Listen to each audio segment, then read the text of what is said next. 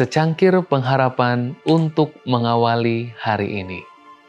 Renungan pagi 27 Agustus, pesan tahun 1888, bagian yang kedua. Roma 3 ayat 24. Dan oleh kasih karunia telah dibenarkan dengan cuma-cuma karena penebusan dalam Kristus Yesus. Kita lanjutkan bagian yang kita tinggalkan kemarin. Yang tidak diragukan lagi merupakan ringkasan terbaik mengenai pentingnya pekabaran Jones dan Waggoner tahun 1888. Pesan Injil kasih karunia-Nya harus diberikan kepada gereja dengan garis-garis yang jelas dan tegas, agar dunia tidak lagi mengatakan bahwa umat gereja Masehi Advent hari ke-7 berbicara tentang hukum dan hukum saja, tetapi tidak mengajarkan atau percaya kepada Kristus. Mujizat darah Kristus harus disampaikan kepada umat dengan kesegaran dan kuasa, agar iman mereka berpegang teguh pada kebaikannya. Seperti imam besar memercikkan darah hangat ke atas tutup pendamaian, sementara awan dupa yang harum naik ke hadapan Allah.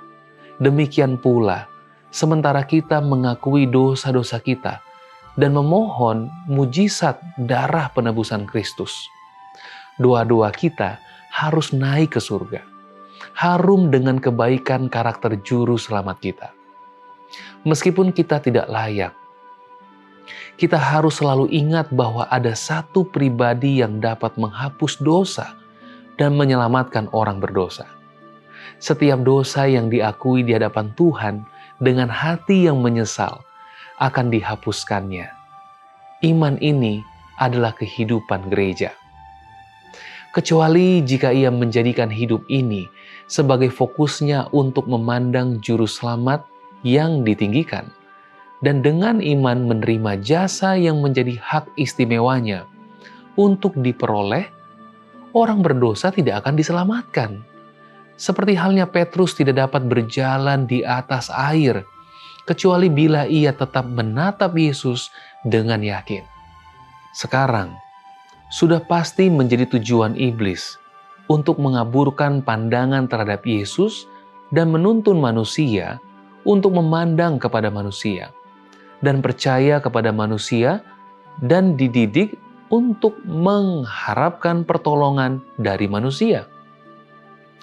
Selama bertahun-tahun, gereja telah memandang kepada manusia dan mengharapkan banyak dari manusia, tetapi tidak memandang kepada Yesus, yang kepadanya harapan kita akan kehidupan kekal berpusat.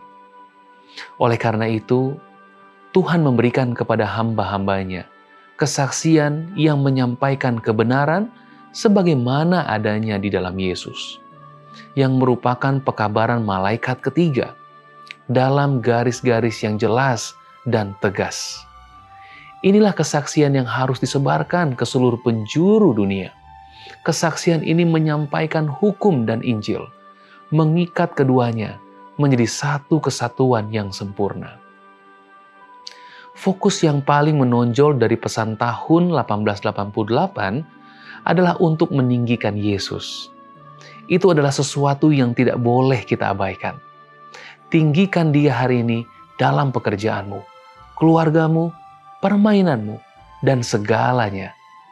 Biarkan Dia benar-benar menjadi juru selamat dan Tuhan dalam hidupmu.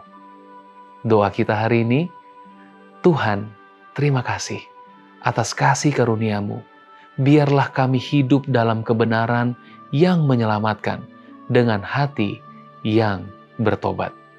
Amin.